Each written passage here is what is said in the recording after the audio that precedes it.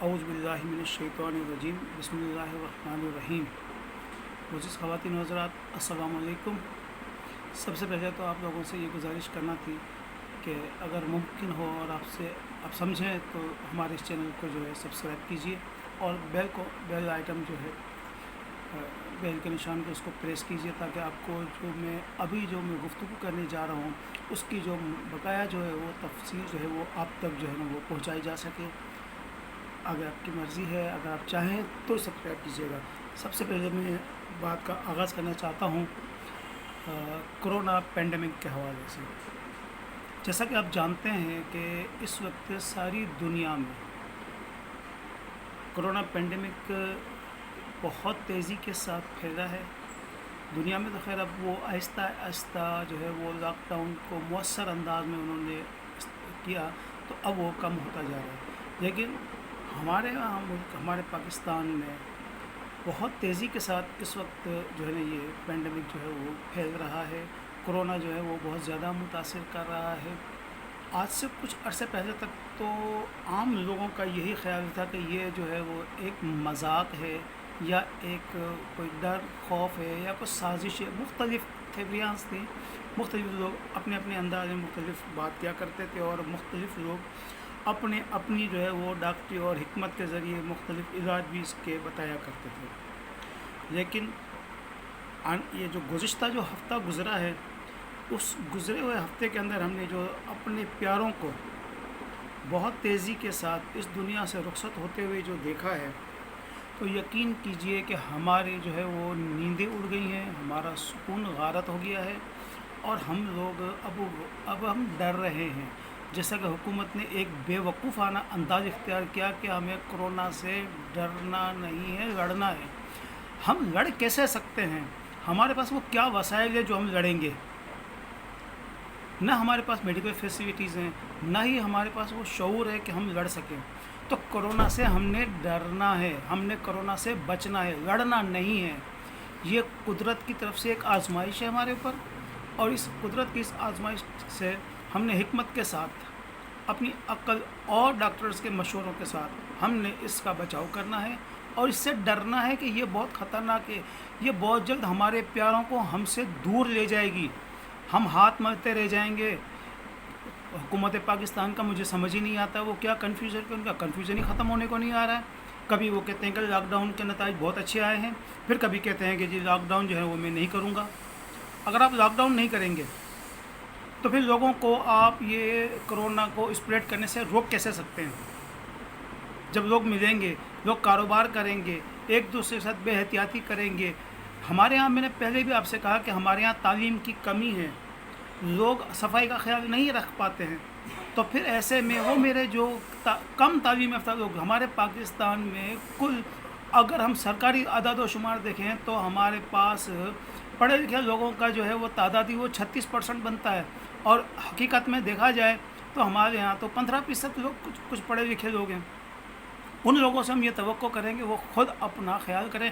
जैसा कि वज़ीर आज़म ने कह दिया कि जी अगर आप बाहर निकलेंगे और ये पेंडेमिक फैला तो उसके ज़िम्मेदार आवाम आप होंगे, आपको ख़ुद एहतियात करनी होगी। यानी हुकूमत ने अपनी जान छुड़ा ली। वहाँ हमारी सुप्रीम कोर्ट बैठी हुई है, सुप्रीम कोर्ट को समझ ही नहीं आती है कि वो उसको करना क्या है। जब भी सिंध हुकूमत का नाम आता है तो सुप्रीम कोर्ट के अपने जो है वो ख़यालात ही कुछ और हो जाते हैं। उन्होंने यकजुम्बिश कदम जो है वो ऐलान फरमा दिया कि जी कारोबार हफ्ते के 7 दिन खुले रहेंगे। बहुत से लोग मजाक करते हैं कि ये जुमा हफ्ता इतवार को कोरोना जो है ना वो आराम करने छुट्टी पर चला जाएगा। भाई बात यह है कि कोरोना जुम्मे के दिन या हफ्ता इतवार को छुट्टी पर नहीं जाता है, लेकिन ये हुकूमत ये कहती है कि आप वो कम से कम घर से निकलें ताकि इसका स्प्रेड को रोका जा सके, इसके फैलाव को रोका जा सके। उसलिए वो कहते हैं जी चले जी, अगर आप नहीं मानते हैं, बहुत बड़ा प्रेशर है ताजरों का, आवाम का और जो है हमारी हुकूमत की अपोजिशन का, जिसमें हमारे वज़ीर आज़म खुद शामिल हैं, तो ठीक है जी आप 4 दिन कारोबार कर लें, 3 दिन तो कम से कम घर पर रहें। तो वो 3 दिन को तो हम जो है ना वो रोक सकते हैं ताकि जो है ना इसका फैलाव रोका जा सके। आप कहते हैं कि जी मुझे गरीबों की बड़ी फ़िक्र है। मैं हुकूमत पाकिस्तान से, वज़ीर आज़म से पूछता हूँ और उनके जो है वो किराए पर रखे हुए मुशीरों से कि आपने गरीब आवाम के लिए अब तक क्या किया है? क्या आपके इल्म में है कि अभी तक जो है वो हमारे जो पेंडेमिक है उसकी वजह से तकरीबन पाकिस्तान से 30 लाख लोग बेरोज़गार हो जाएंगे। 30 लाख लोग जो बेरोज़गार हो जाएंगे। पहले ही मेरे इस पाकिस्तान में गुर्बत बहुत है, मज़ीद 30 लाख लोग बेरोज़गार हो जाएंगे। ये तो हैं आपके सरकारी आदाद शुमार, लेकिन इसके बाद मैं बतौर एक कारोबारी शख्स में आपको बताता हूँ कि मेरे लाखों दुकानदार जो है ना वो बेरोज़गार हो जाएंगे, उनके कारोबार तबाह हो रहे हैं, महंगाई अपने उरूज के ऊपर है, अखराजात बेइंतहा है, कारोबार ना होने के बराबर है। आपने पहले भी पूरे साल पूरी पाकिस्तानी कौम से झूठ बोला कि हमारा जो है वो जीडीपी का ग्रोथ रेट जो है वो 2.3% है, जब इस साल जो अब आपकी जो है वो रिपोर्ट एनुअल रिपोर्ट आई है जिसमें बता दिया गया कि वो हमारी जो है वो जीडीपी का ग्रोथ रेट 1.9 है। आप इसी से अंदाज़ा कर लें कि हमारी इकॉनमी कहाँ जा रही है। ये कोरोना के बाइस तबाह नहीं हुई है, ये आपकी बेवकूफ़ियाँ, आपकी जाहिलाना तर्ज़ हुकूमत की वजह से ही ऐसा हुआ है। उसका नुकसान हम कारोबारी लोगों को, हम शहरियों को तकलीफ़ पहुँच रही है। आपको सिर्फ सिंध हुकूमत की बुराइयाँ नज़र आती हैं। आपको सईद गनी साहब ने सुबह असेंबली के इजलास में चैलेंज किया है, आपको आप बताएं कि सबसे ज़्यादा हॉस्पिटल के बेड्स किसके पास हैं, सबसे ज़्यादा आबादी के हिसाब से सबसे ज़्यादा वेंटिलेटर्स किसके पास हैं, सबसे ज़्यादा टेस्ट सिंध हुकूमत ने किए हैं तमाम सूबों के मुकाबले में। और जनाब वाली ज़रा मुझे ये तो बताइए कि आपको अब तक दुनिया से कोरोना पेंडेमिक के हवाले से कितनी इमदाद मिली है और आपने सूबों को कितनी इमदाद दी है। ये जो हमारे को जो बेइंतहा जो इमदाद आई है दुनिया से, बहुत सारे फिगर से मैं फिगर कोट नहीं करना चाहता हूँ कि फ़िगर हुकूमत बताए कि वो कितने आपको जो है पैसे आए हैं, वहाँ से इमदाद कितनी आई है और वो कहाँ गई। आपने कौन से आवाम को सहूलतें दे दी, आपने कौन से हमें बिजली के बिल माफ़ कर दिए। हमने तो बिजली के बिल आज भी भरे, हमें तो आज भी महंगाई, हमें तो लोगों को खाने की अशिया मुल्क में शॉर्ट है वो नहीं मिल रही। आटा महंगा हो गया, चीनी महंगी हो गई है। चीनी की करप्शन आपके सामने आ चुकी है कि वो आप ही के फैसलों की वजह से हुआ। आप ही ज़िम्मेदार हैं वज़ीर आज़म साहब, आपके जो है वो सुकरात है हमारे असद उमर साहब, ये उनकी हरकत है। आपके वज़ीर आज़ा बोझदार जो आपके बहुत पसंदीदा है वसीम अकरम प्लस हैं, जो न जाने किसकी ख्वाहिश के ऊपर और किसके जो है ना ख्वाब और उसकी रूहानियत की बरकत से वो अभी तक वज़ीर आज़ा पंजाब बैठे हुए हैं, जिनको अपनी की हुई मीटिंगों का नहीं पता है। वो कहते हैं कि मुझे उस मीटिंग का ही नहीं पता जिसमें मैंने मंजूरी दी है। अभी मुझे इस पर बहुत तफसीली गुफ्तगू करनी है, लेकिन आज की इस वीडियो के अंदर मैं आपको सिर्फ चंद मैं चीज़ें आपको बताना चाह रहा हूँ, बाकी इस पर होंगी तफसीली गुफ्तगू अगले जो है ना ब्लॉग के अंदर।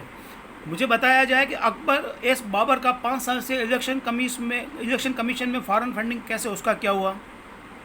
मालम जंबा केस जिसमें परवेज़ खटक साहब बराह रास्त मुलविस हैं, उस केस का क्या बना। इमरान खान साहब के ऊपर हेलीकॉप्टर केस, उसका क्या बना।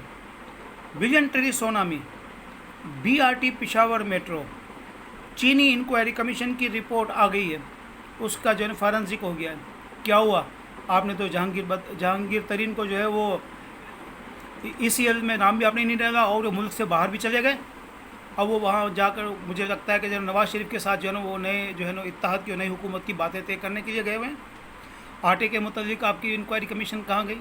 जो कुछ भी है आपने सारा कुछ सिंध हुकूमत के ऊपर डाल देना है।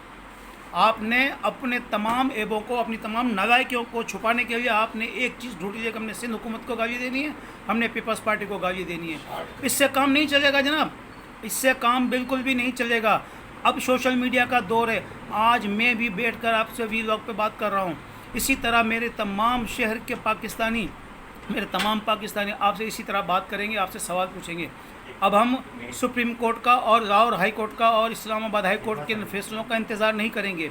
हम अदलिया के ऊपर 100% एतमाद नहीं करते हैं, ये मैं आपको बता दूं। भुट्टो साहब का केस हमारे सामने मौजूद है और पीपल्स पार्टी के ख़िलाफ़ जब भी केस हुए हैं तो वो फैसले आए हैं, चाहे वो इफ्तिखार चौधरी हो, चाहे वो जस्टिस साकिब निसार हों, जिन्होंने डेम फंड के नाम से अरबों रुपये लूट कर चले गए, उनका कोई पूछने वाला नहीं है। IPPS के मतलब आपने इंक्वायरी जो है वो शुरू करवाई थी, क्या हुआ उसका। जो नदीम बाबर आपके साथ बैठे होते हैं, आपने उनका क्या किया। अभी तक आपने तो उसकी इंक्वायरी भी रुकवा दी है। एबटाबाद कमीशन की रिपोर्ट का क्या हुआ। हम बड़े फ़ख्र से कहते हैं कि पाक फौज जिंदाबाद, और आज भी कहते हैं और कहेंगे भी, लेकिन क्या हुआ एबटाबाद कमीशन का। उसामा बिन लादेन कैसे हमारे पास रह रहा था, हमारी जो है ना वो इंटेलिजेंस क्या कर रही थी, वो 6 साल से हमारे यहाँ छुपा हुआ था। जनाब वाली ऐसे बहुत सारे इल्ज़ामात हैं। आपको तो पता है कि आप इस वक्त नेप को जो है ना वो इस्तेमाल कर रहे हैं सियासतदानों के ख़िलाफ़, कभी शहबाज शरीफ को, कभी नवाज शरीफ को, तो कभी आसिफ अली जरदारी को, कभी ओमनी को। मुझे बताएं सर से पाँव तक नेप की इंक्वायरी क्या हुई? उनकी वीडियो भी आई, क्या किया आपने उनके ख़िलाफ़ इक़दाम? क्या उनको इतनी शर्म आई कि वो अपने ओहदे से इस्तीफ़ा देकर घर चले जाते और कहते कि शफाफ इंक्वायरी हो? जज अरशद मलिक के वीडियो का क्या बना?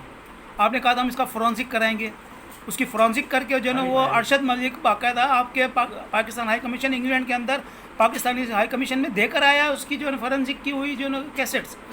आपने तो उसको कबूल करने से इनकार कर दिया। कराए ना उसका अरशद मलिक का जो है ना वीडियो, आप उसका जो है ना वीडियो का फोरेंसिक करवाएं और उसकी रिपोर्ट सामने लेकर आएँ कि नवाज शरीफ को हुकूमत गिराने के लिए आपने क्या क्या हरकतें की हैं। नवाज शरीफ को आपने इलाज के लिए बाहर भेजा, उसको तो मुझे बताया उसको कब वापस बुला रहे हैं? वो तो आपका एनिमी है, वो तो आपका दोस्त नहीं है, उससे तो आपको बहुत तकलीफ़ है नवाज शरीफ से। उसको वापस बुलवाए ना आप, हमें पता चले कि आपकी उनकी कोई डीलिंग नहीं हुई है। ये मेरे मुल्क के साथ आप क्या खेल खेल रहे हैं? आप हम सबको पागल समझते हैं, आवाम को। मैं किसी सियासी जमात का लीडर नहीं हूँ, मैं पाकिस्तानी आवाम बात कर रहा हूँ आपसे। मुझे मेरे आवाम के जो सवाल चाहिए, जो हम मार्केट में बैठ कर सबके सुनते हैं, मुझे इनके सबके जवाब चाहिए।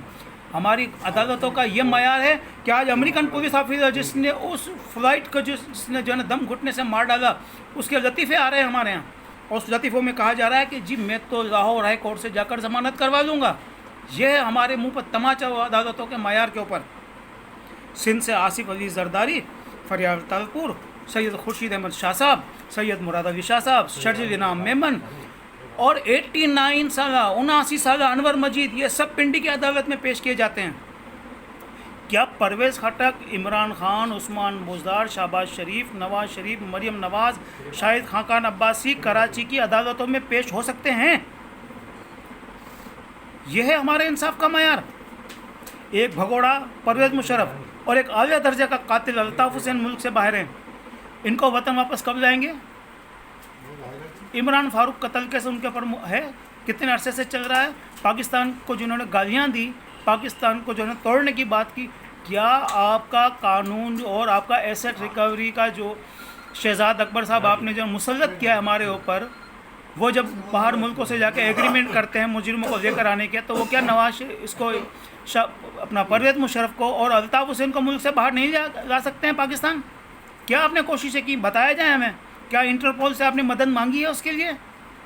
ये सब सिर्फ सिंध के लोगों के लिए होना है सब कुछ? सारे कवानीन पाकिस्तान के जो है ना वो लागू होते हैं सिंध के लोगों के ऊपर है, पीपल्स पार्टी के लोगों के ऊपर होते हैं। जनाब आली, आपकी बड़ी बड़ी बातें सुनते हैं, आपने ये किया, आपने वो किया। मुझे ये बताया जाए कि कोरोना पैंडमिक के नाम से आपको अब तक अरबों रुपए की इमदाद मिली है। क्या आप पाकिस्तान के अवाम को उसका ये हक़ देंगे, उसको बताएंगे कि आपको आलमी दुनिया से आपको दुनिया ने कितनी इमदाद दी है पैंडमिक के लिए? पैंडमिक के लिए आपको बेशुमार इमदाद दी, उसमें से आपने सूबों को क्या दिया? आप ये बताएं, आपने सूबे सिंध को क्या दिया, सूबे पंजाब को क्या दिया? मैं सिर्फ सिंध की बात नहीं कर रहा हूँ, आपने गिलगित बल्तिस्तान को क्या दिया, आपने आज़ाद कश्मीर को क्या दिया, आपने केपी को क्या दिया है, और आपने बलूचिस्तान को क्या दिया है? आप बलूचिस्तान के साथ भी बहुत जुल्म कर रहे हैं। आज जो कुछ बलूचिस्तान में हो रहा है वो आप लोगों का अपना क्या धरा है। आप एक और बांग्लादेश बनाने की तरफ जा रहे हैं। खुदा के लिए अब ऐसा मत करें।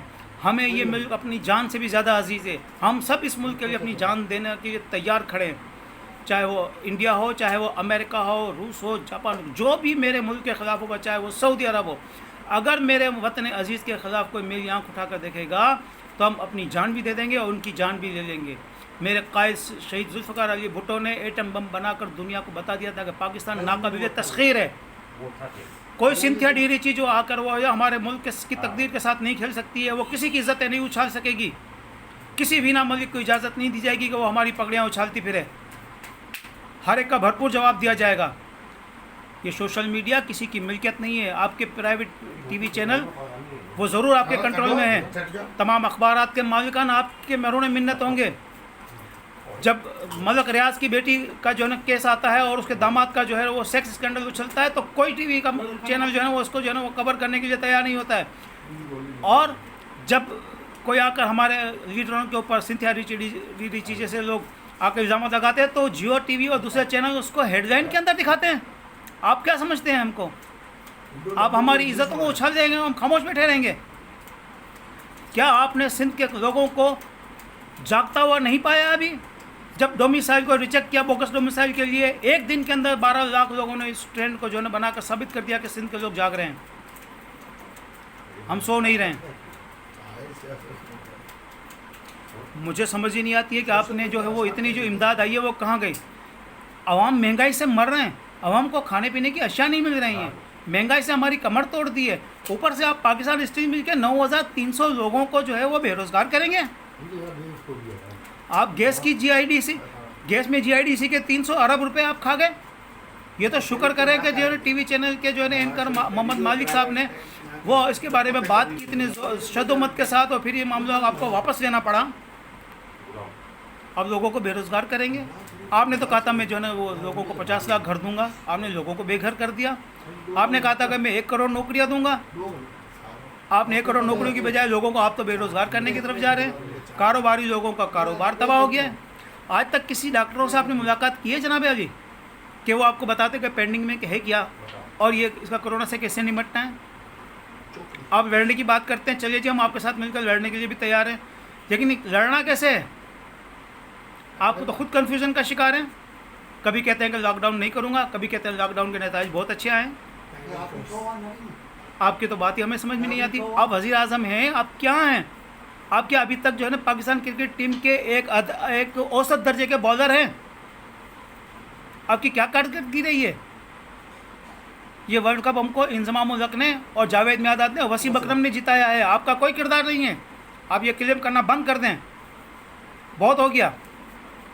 हम इज़्ज़त देते हैं तो बस ठीक है, इससे ज़्यादा आप इज़्ज़त के हकदार नहीं हैं। आपने अपने किरदार से साबित कर दिया है। अभी और बहुत कुछ बातें करनी है और इसमें तफसीली गुफ्तगू करनी है। अब ये चूँकि वीडियो जो है ना बहुत ज़्यादा तवील हो रही है, मैं आप लोगों का ज़्यादा वक्त नहीं लेना चाहता हूँ। मुझे उम्मीद है कि अगर आपको पसंद आए तो आप अपने कमेंट्स इसके अंदर ज़रूर दीजिएगा और इसको सब्सक्राइब कीजिएगा ताकि मेरी मज़ीद इस पर तफसीली गुफ्तगू आप तक पहुँच सके। अस्सलामु अलैकुम वरहमतुल्लाहि वबरकातुहू।